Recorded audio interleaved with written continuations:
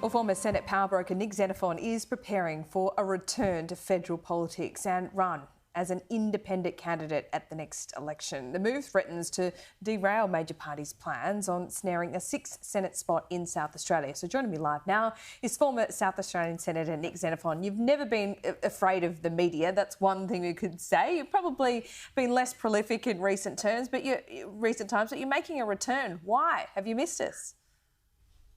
Have I missed it? No.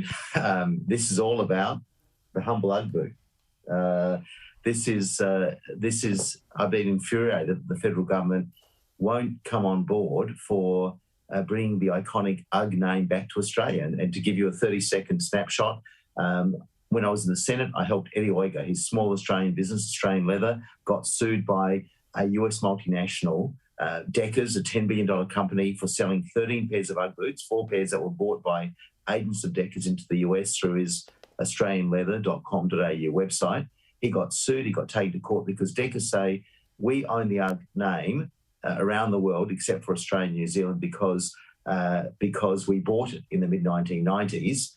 We say that's wrong as a matter of law because if it's a generic term in one country, it can't be trademarked. You can't trademark champagne in America or in Australia. You can't trademark feta or halloumi or gorgonzola or sake. And it's been this huge battle where Eddie Oiga has spent everything he has ever worked for his entire life on this case. $1.5 million of his own money. He's been hit with $3.5 million in legal costs and penalties from the other side, all over 13 pairs of UGG boots.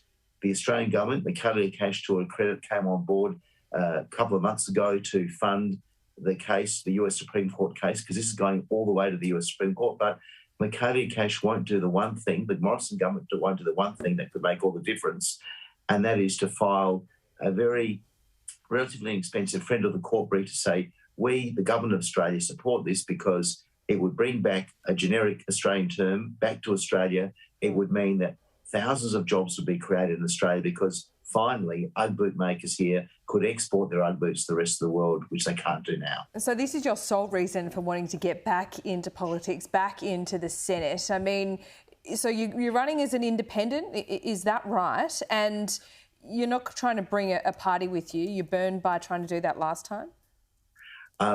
Sole reason, no. This is a trigger. This is a catalyst. This is something that I just don't get it. I'm trying to do the government a favour here. So this is a good and submarines.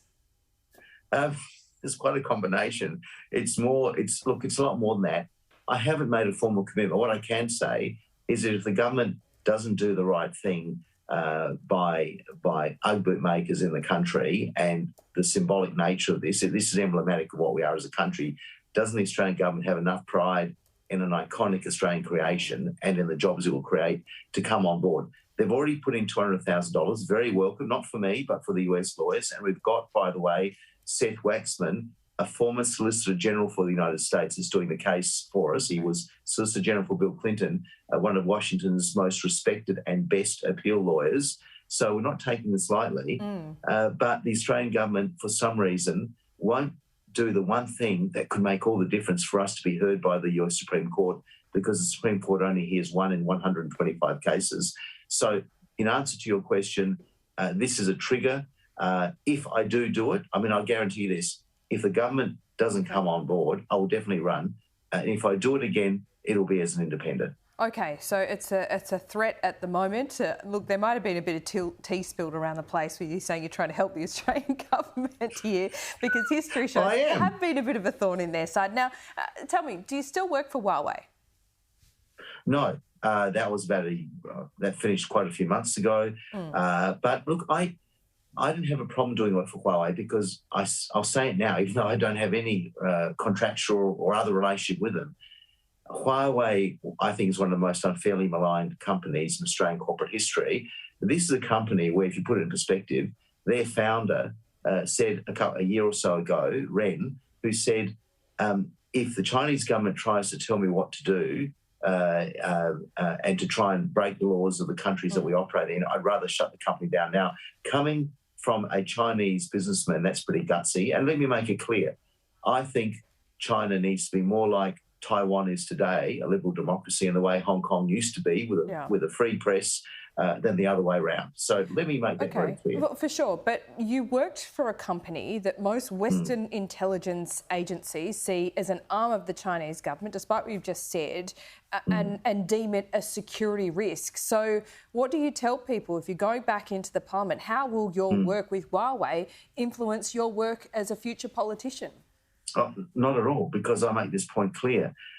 The craziness of all this is that Huawei has been unfairly maligned. They complied with, and I was very satisfied when I did the work for them, they complied with every Australian national security laws. They actually went to the Australian government and said to their security agency, said, we will do whatever you need. We will hand over our codes. So our security agencies have it wrong?